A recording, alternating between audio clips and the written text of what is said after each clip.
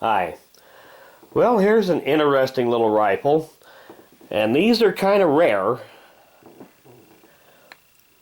See if we can get these markings to show up here. This is a Rau Arms Corporation Wildcat, and these were made in Kansas in 1969 and 1970. So they wasn't made for very long. And it is a 22 long rifle. I suppose kind of made as a kind of a survival rifle. Very simple design and not really all that good of a design. Now to look at this thing, you would probably think that it's a pump, but it's not. It's a single shot. And here is the way that this thing loads. You simply twist this, and this forend here that looks like a pump handle is actually your extractor for it. And like I said, I'm not really impressed with it. I've got it kind of because I have a tendency towards stuff that's out of the ordinary. But here is one of the things that I think is really not very good about it. Let me get this hammer down on it here.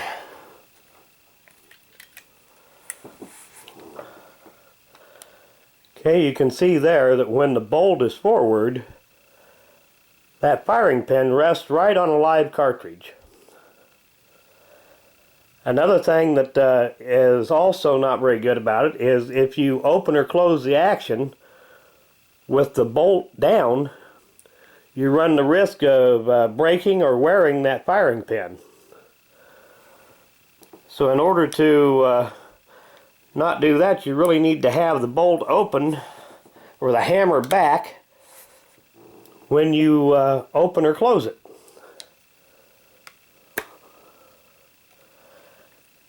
And another thing here, it does have a cross bolt safety here. So the only way to really carry this thing safely would be with a round in the chamber, would be with the hammer back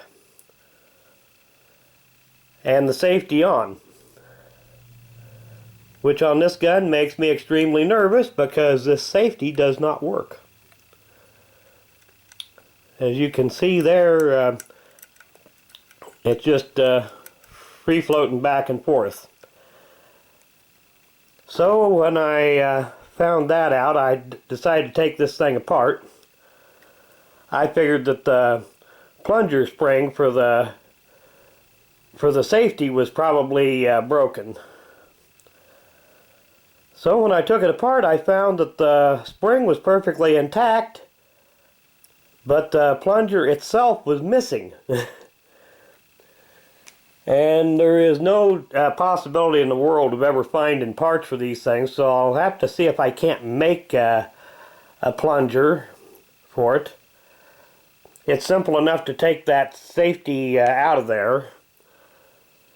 But making a plunger for this thing may not be the easiest thing in the world because I'm not really sure, since it's missing altogether, not really sure exactly how it should be shaped, how long it should be. I'll just have to do some experimenting